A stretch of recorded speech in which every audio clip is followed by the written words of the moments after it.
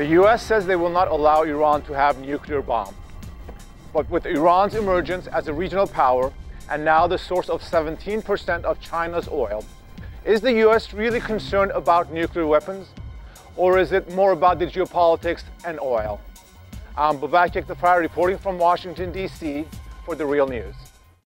I guess the main point that everybody tries to raise is whether or not this confrontation is about the nuclear weapons. I've never believed that it is about nuclear weapons. I think if it was strictly the nuclear issue and Iran's nuclear program, this could have been solved a few years ago. In fact, there were negotiations and this could have been done behind closed doors, and it could have been done with direct talks between the United States and Iran.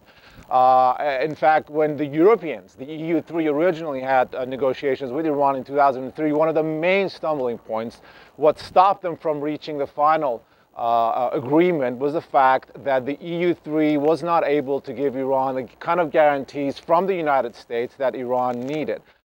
Because of the reliance that China has on this energy and oil in particular that's coming from the Middle East, they see this confrontation and the U.S.'s involvement as something that's against them and the control of oil. A lot of people say that why would U.S. be in the Middle East because of oil? Because the United States has reduced its reliance on oil from the Middle East.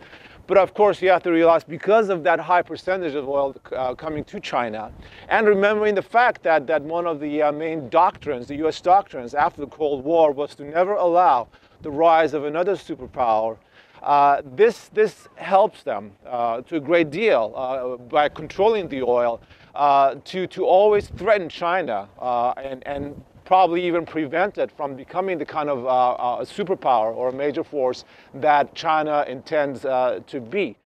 One of the most interesting things about this conflict, the conflict between the United States and Iran, and of course when we talk about conflict at this point it's more rhetorical than anything else, but the danger of possible military actions by the United States against Iran is there.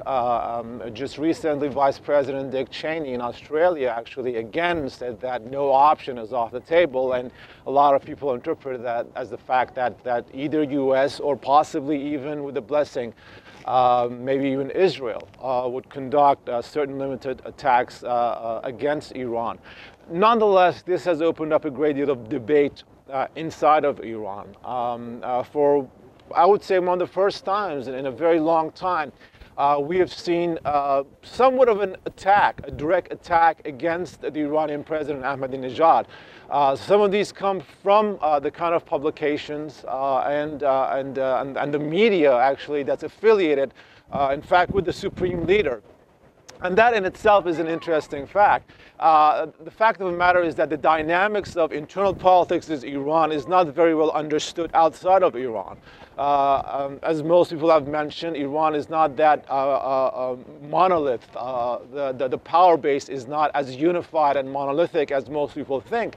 And there's a great deal of infighting behind the scenes. But what's interesting is that because of this nuclear issue, the infighting is now played out outside among various media outlets, and people are getting involved as well. Having said all of that, and having the fact that I traveled to Iran, still to this day, the nuclear issue is not necessarily the one top issue that Iranians talk about. It's still economy, and the fact that President Ahmadinejad has not been able to deliver on his promises, his economical reform and promises of bringing oil money into people's houses. And that still is the number one topic among the Iranians.